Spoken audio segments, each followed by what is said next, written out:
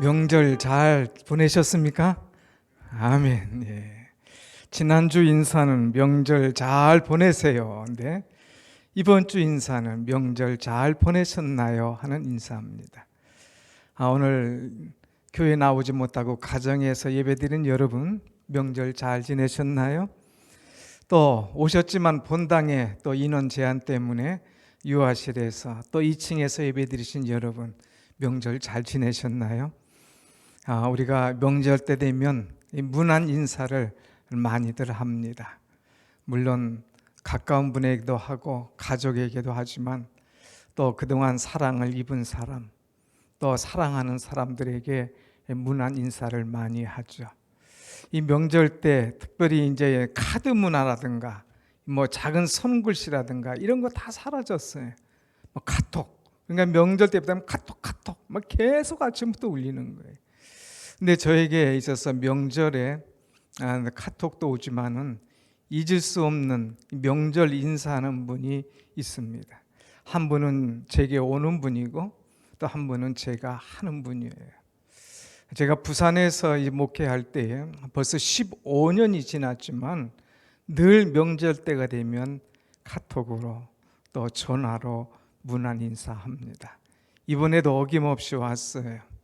연세가 70이 넘으신 피아노 학원을 운영하는 윤 장로님이라고 하는 분인데 이제 인사가 오기를 목사님 명절입니다. 그래도 목사님 보고 싶어서 카톡 올립니다. 저희도 평안하게 잘 있습니다.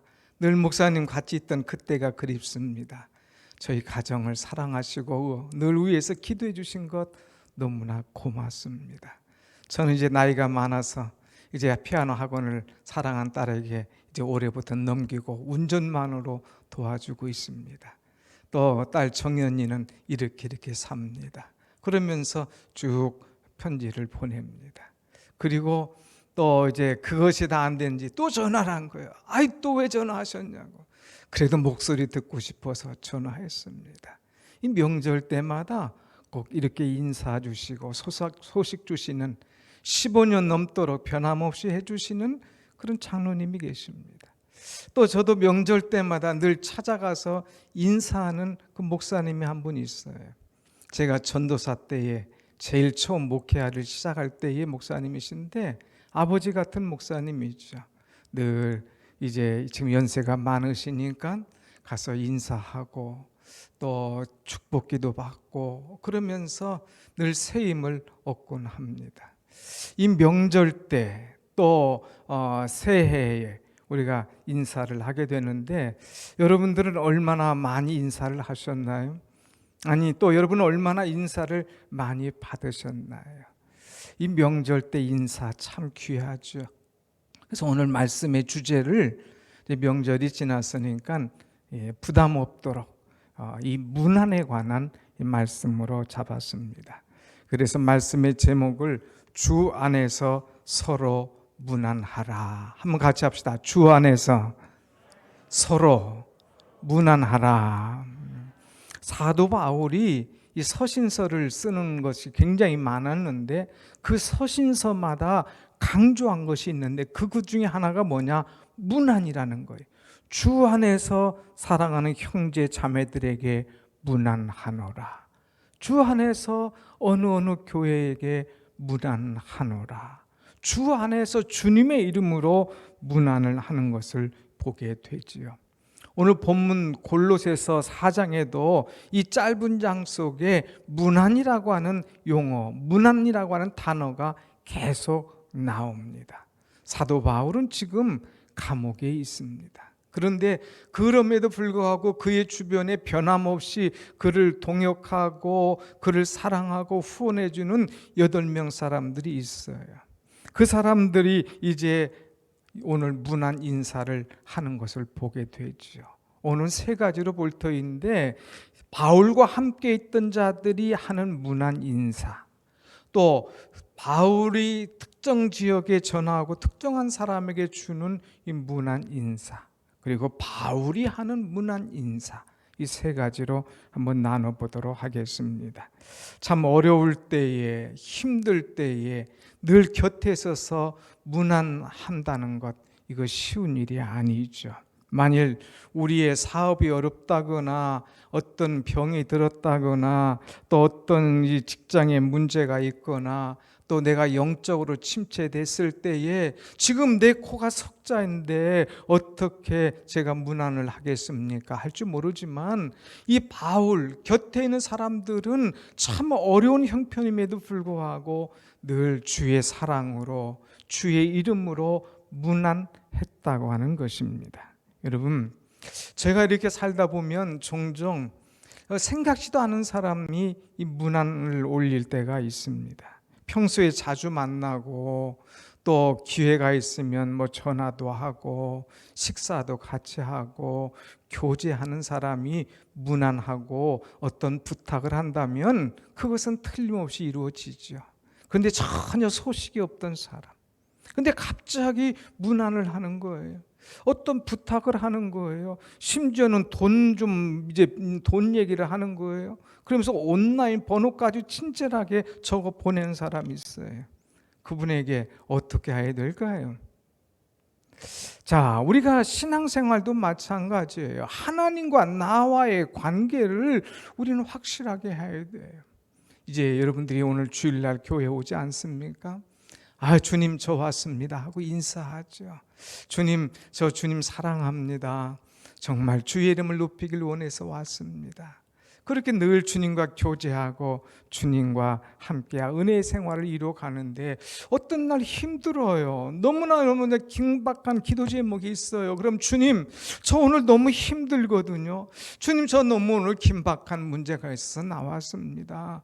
주님, 제 기도 좀 들어주세요. 그러면 주님 모른 채 하실까요? 아니지 않습니까? 늘 관계가 유지되었기 때문에 아마 오마 내가 내 기도 들어주마 하면서 아마 다 들어주실 거예요.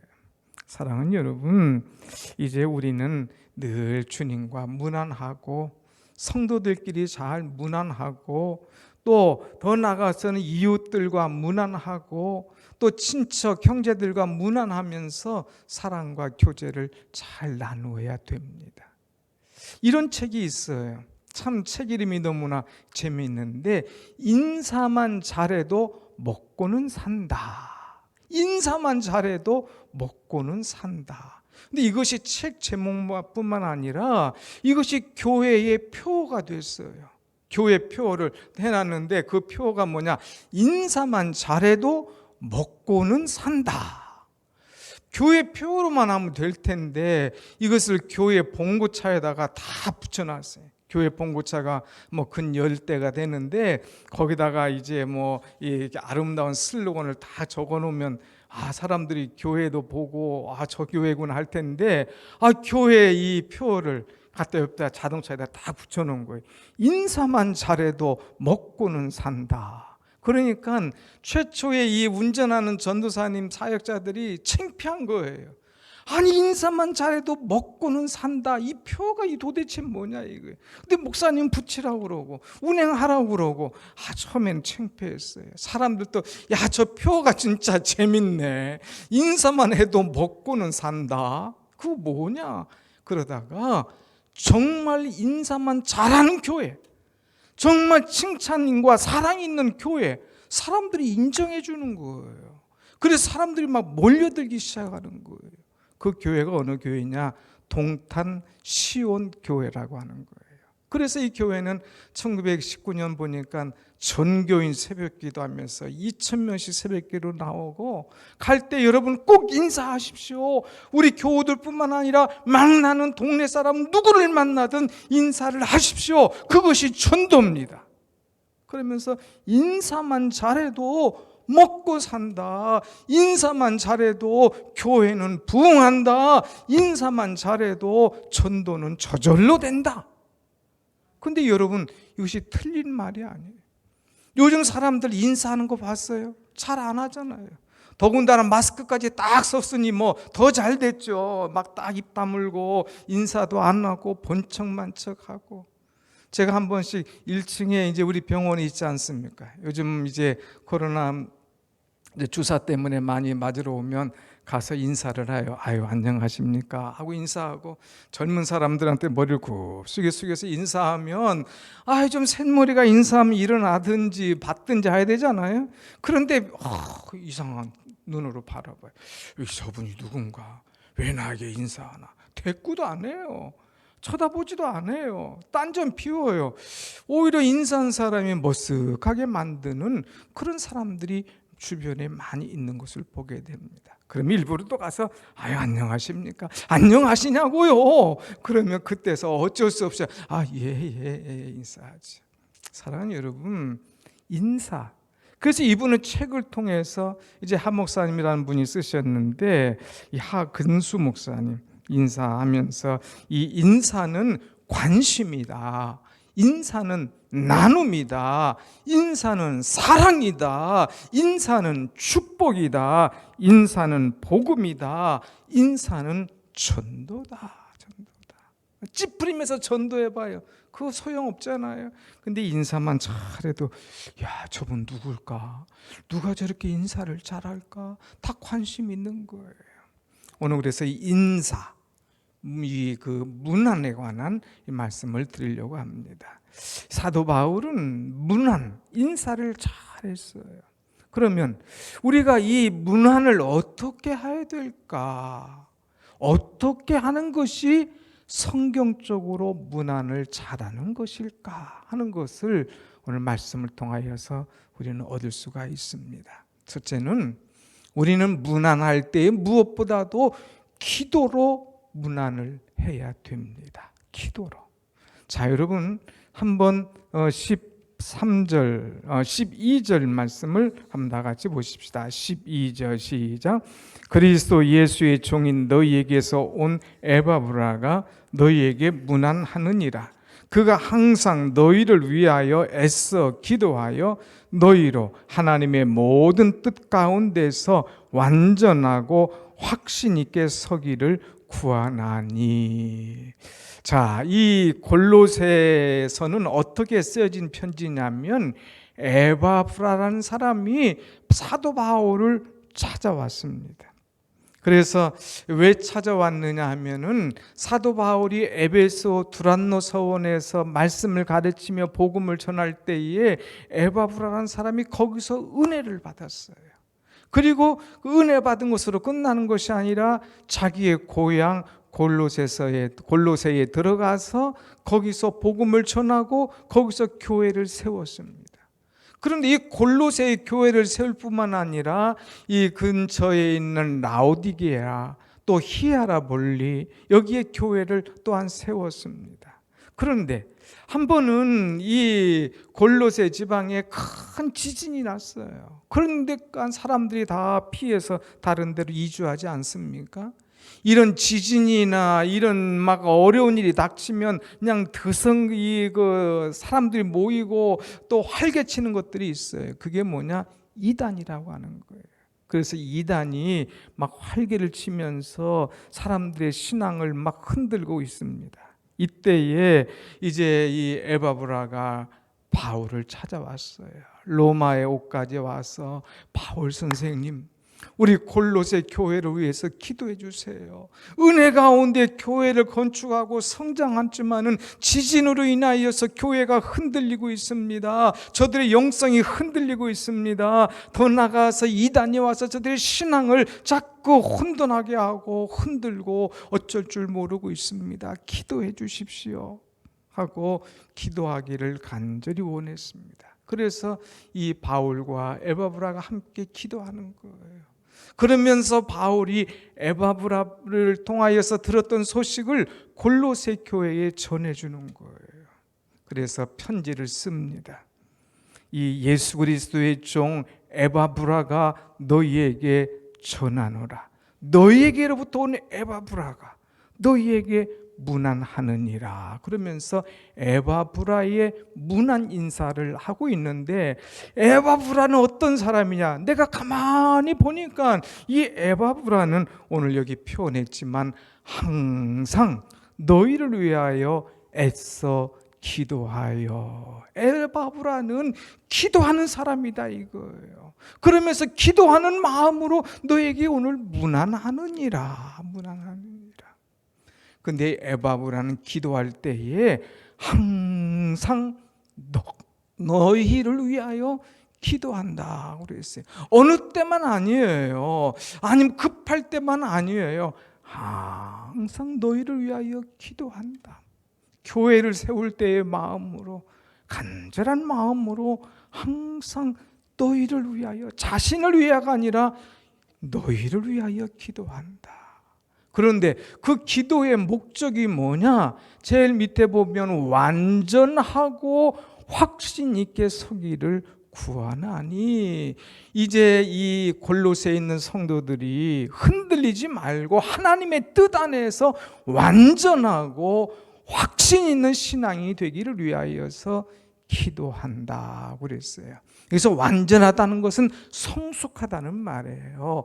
확신이 있다는 것은 흔들리지 않는다는 거예요. 성숙하지 않으니까 지진이 나니까 다 도망가요. 성숙하지 않으니까 이단이 와서 뭔 말하니까 자꾸 흔들흔들 하는 거예요. 그러니까 에바브라가 시냇가에 심겨진 나무처럼 흔들리지 않냐고 굳세게 서기를 간절히 기도한다는 거예요. 사랑하는 여러분, 여러분이 기도해 줄 사람이 있습니까? 혹시 신앙이 흔들린 사람이 있습니까? 그들을 위하여 항상 기도하되 그들이 하나님 앞에 완전하고 확신하게 설 수 있도록 기도해 줄 때에 여러분의 기도대로 응답되어질 줄로 믿습니다. 아멘. 그런데 이 에바브라는 기도할 때 항상 기도하고 확신 있고 이제 완전하도록 기도할 뿐만 아니라 그가 기도하는 자세가 어땠느냐? 여기 말씀 보니까 항상 애써서 너희를 위하여 기도하고 그랬어요. 애써서 기도했다. 여기 말씀 보면 12절에 그랬죠. 이제 애써 너희를 위하여 기도하며 그랬어요. 애써서. 여러분은 애를 썼다. 그야말로 우리 한국말로 하면은 애가 그냥 나올 때 얼마나 애를 씁니까? 막 여인이 애를 쓰잖아요. 이거는 우리가 하기 좋은 표현이고 원래 영어 원어는 레슬링 하듯이 기도한다는 거예요. 레슬링. 영어로 이 레슬링을 레슬이라 이렇게 표현해요. 그래서 이 원문 보면 He is wrestling in prayer 그랬어요. 그는 레슬링 하듯이 힘써서 기도했다. 여러분 레슬링 하는 사람이 그냥 대충 야 한번 해보자 이렇게 하는 사람이 있나요? 딱 붙잡고 힘을 쓰는 거예요. 막 내려 꽂으려고 그러고 뒤집으려고 그러고 막 원 밖으로 끌어내려고 그러고 땀 범벅이죠. 힘써서 기도했다는 거. 힘써서. 이 에바브라는 너희를 위하여 그냥 기도한 것이 아니라 힘써서 기도하고 이제 완전하고 확신 있는 자가 되기를 위하여서 구했다 하는 그런 말씀이죠. 성경에 보면 힘써 기도한 사람들이 많아요. 예수님이 힘써서 기도하셨지 않습니까? 마지막에 땀방울이 핏방울 되도록 힘써서 기도하신 예수님. 또 누가 기도했어요? 우리가 잘 아는 에스더도 이제 나라가 끝날 판이잖아요. 유대 민족들 다 죽을 판 됐을 때 죽으면 죽으리라는 각오로 금식하며 힘써서 기도하는 거예요. 또 우리가 잘 아는 다니엘, 이제 기도한다고 해서 그것이 걸려들고 그래가지고 사자굴 속에 들어갈 뻔하잖아요. 그럴 때에 다니엘이 그럼에도 불구하고 그것을 알고도 나와서 전에 하던 대로 예루살렘을 향하여 창을 열고 기도하는 모습. 우리가 또 잘 아는 누구의 야곱 다 이 야복강을 건너기 전에 형에서가 자기를 대할 자세를 아는 거예요. 그래서 천사와 씨름하면서 나를 축복하지 아니하면 내가 이건 놓지 않겠노라고 막 애써서 기도하는 거예요. 또 누가 있어요? 한나가 있잖아요. 한나. 브린나가 격동하고 이 한나를 조롱할 때에 한나가 하나님 앞에 나와 밤을 새우면서 금식하면서 오랫동안 마치 독주에 막 취한 것처럼 깊이 애써서 기도하는 거예요. 근데 여러분, 이 애써서 기도하신 분들의 결과는 어떠냐? 다 하나님의 응답이 있었다고 하는 사실입니다. 할렐루야. 아멘. 우리가 애써서 기도해야 되는 거예요, 우리가. 오늘 누구를 무난할 때에 이 에바브라는 보통의 기도가 아니라 애써 너희를 위하여 기도했노라. 기도했노라. 우리 교회에 중보기도팀이 있어요. 이 중보기도팀에게 어떤 기도의 소식을 딱 전해주면은요, 이분들은 애써서 기도하는 거예요. 누가 아파요, 누가 입원했어요, 누가 어떤 문제가 있어요, 누가 어디에 들어가야 돼요, 막 기도문을 딱딱 던지면 애써서 기도하는 거예요. 애써서. 그래서 중보기도팀에 다 기도 던진 것들 기도 응답이 안 된 게 없는 거예요. 사랑하는 여러분, 우리가 어떤 문제가 있을 때마다 그냥 입으로만 무난하는 사람이 아니라 애써서 그를 위해서 기도하고 그가 하나님 앞에 완전하게 설도록 부르짖을 때에 여러분의 무난히 여러분의 기도가 주님 안에서 응답되어지는 줄로 믿습니다. 아멘.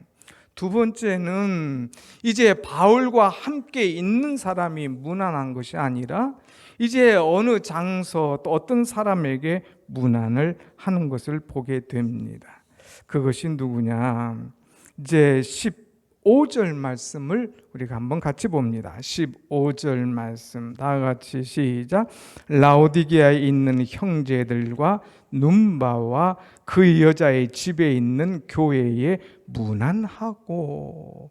앞에서는 나와 지금 함께 있는 에바브라가 너에게 무난했더라 그랬는데 지금은 라오디게아에 있는 형제들 눈바와 그 여자 집에 있는 교회에 무난했더라 그랬어요. 이제 편지를 받는 사람들 그쪽을 향하여서 무난하는 겁니다. 바울은 이 두 공동체의 안부를 전하고 있어요. 라오디게아 교회에 있는 형제 자매들에게 무난하고 있어요. 또 하나는 눈바와 그 여자의 집에 있는 교회에 무난을 했다고 하는 것입니다. 특별히 우리가 좀 기억할 것은 눈바와 그 여자 집에 있는 교회에 편지하고 무난했다고 하는 거예요. 눈바의 가정에 교회를 세웠다고 하는 거예요. 당시 이제 로마의 신앙 핍박을 통하여서 이제 종교적 박해를 통하여서 모일 수가 없는 거예요. 그래서 자기의 집을 열었습니다. 여러분 여기 와서 예배 드리십시다. 그래서 가정이 교회가 돼서 가정에서 예배 드리기 시작했다는 거예요. 이것을 바울이 들은 거예요. 당신 집에 있는 것은 집이 아니라 교회입니다. 당신 집에 있는 교회에 내가 문안을 합니다. 그러면서 편지를 쓴 거예요. 여러분, 집에 교회를 연다? 이거 얼마나 어려운 일입니까? 이제 사람들이 모이고 예배할 수 있도록 자기 집을 오픈한다? 이건 굉장한 헌신입니다. 그러나 한 사람의 헌신과 한 사람의 사랑 때문에 교회가 세워지고 또 그 속에서 예수님 만나고 그 속에서 교회가 지어져 가는 그런 모습들을 보게 되지요. 초창기 그리스도인들은 다 가정에서 시작을 한 거예요. 우리가 사도행전 1장 13절을 보면 예수님 승천하신 후에 제자들이 모였습니다. 어디에서 모였어요? 마가의 다락방에서 모인 거예요. 집에서 모여서 기도하기 시작한 거예요.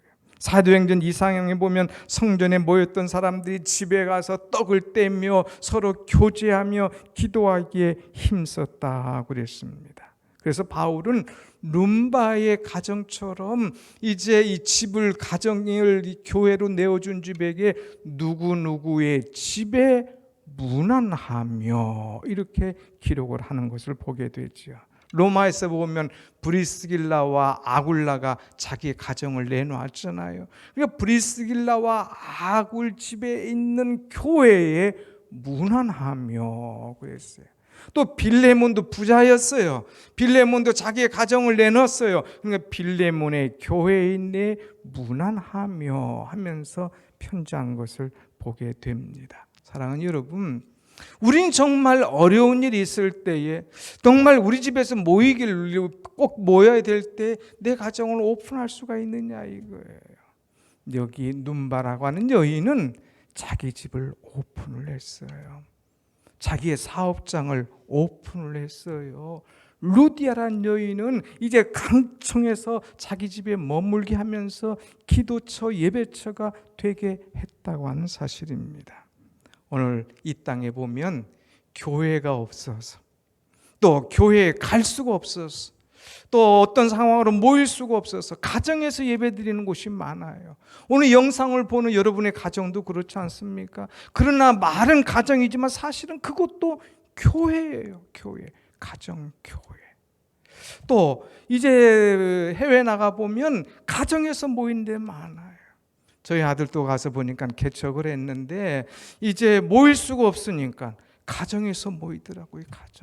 가정에서 모이고 또 가정에서 기도하고 가정을 내어주는 거예요.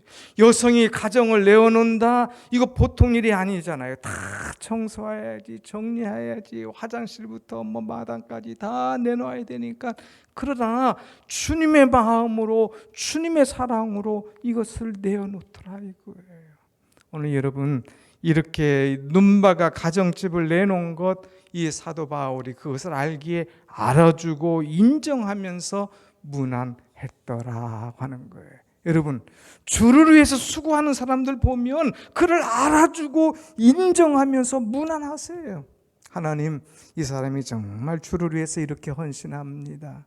정말 당신의 수고와 사랑이 주님 앞에 헛되지 않을 겁니다. 이렇게 문안할 때에 나를 알아주는 사람이 있네, 나를 인정해 주는 사람이 있네, 이거 얼마나 기쁠까요? 이렇게 알아주고 인정해 주면서 문안할 줄 아는 그런 여러분의 믿음 되기를 원합니다. 아멘. 세 번째, 마지막은 사도 바울의 문안 인사예요. 바울이 맨 끝에 문안을 할 때에 뭐라고 했느냐? 18절 말씀 볼까요? 18절 시작. 나 바울은 친필로 문안하노니 내가 매인 것을 생각하라. 은혜가 너희에게 있을지어다.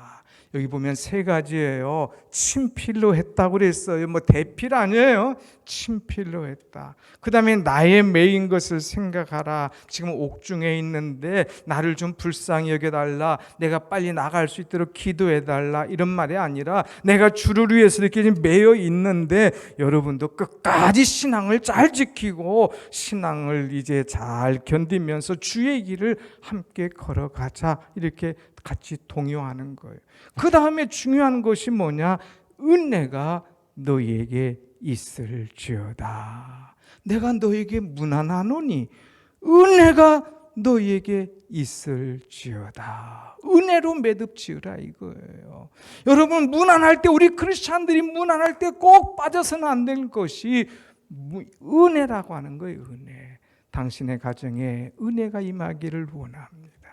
당신의 삶 속에 그리스도의 은혜가 넘쳐나기를 원합니다 하는 이 은혜를 말하라 이거예요. 우리 크리스찬들의 생활은, 우리 신앙생활은 은혜가 기초예요. 은혜가 윤활유예요. 은혜가 기둥과 같은 거예요. 그렇기 때문에 우리는 이 은혜를 잘 이제 전하고 또 은혜 가운데 사는 것, 이것이 정말 중요하죠. 은혜가 아니면 우리는 한순간도 지날 수 없는 것 아닙니까? 그래서 영혼 구원받는데도 은혜가 필요하지만 행복하고 건강한 신앙생활하는 데 있어서 정말 중요한 것이 뭐냐? 은혜예요. 은혜. 그렇기 때문에 나도 은혜를 잊어버려서는 안 되고, 또 내 문안을 받는 사람에게도 주님의 은혜가 당신에게 있기를 원합니다 하고 문안 인사를 제대로 하여야 된다고 하는 거예요. 어떤 목사님이 어떤 이 성도 집에 신방을 갔어요.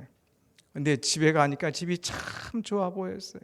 아유, 집사님 집이 참 좋습니다. 그러니까 그 여자 성도가, 우리 남편은 참 성실한 사람이라 아주 열심히 일한 덕이죠. 그래서 지 방을 이렇게 쭉 보는데 방에 아들 상장이 쫙 걸려 있는 거예요.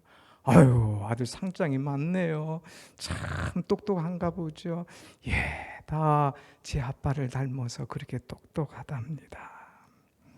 그래 목사님 내친 김에 그런데 자매님 집사님의 얼굴을 보니까 참 행복해 보이고 참 예뻐 보이고 얼마나 이렇게 복이 많으신지 참 보기 좋습니다.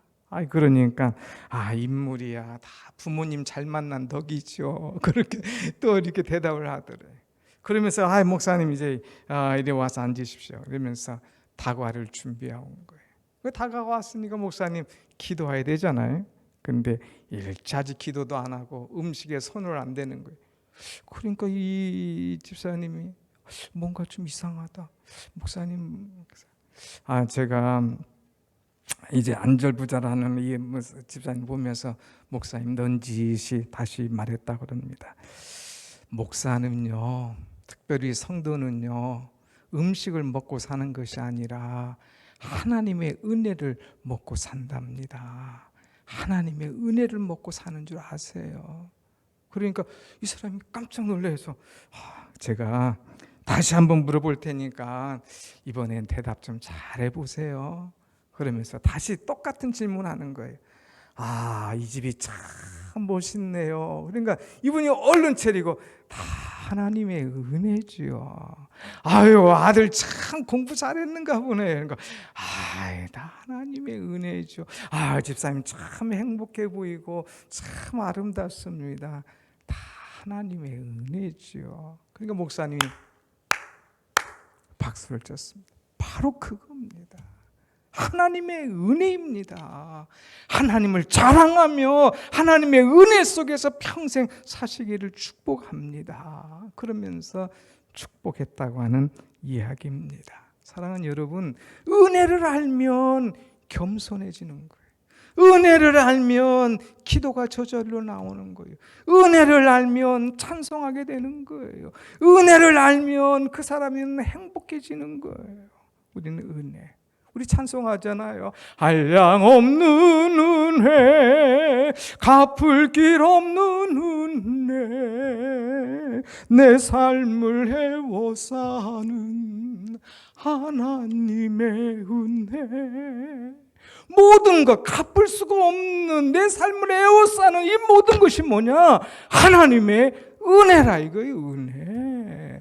나도 은혜 속에 살고 사랑하는 당신도 은혜 속에 살기를 원합니다 하면서 이 은혜로 무난하면서 매듭을 지으라 이거예요. 오늘 여러분 말씀을 정리합니다.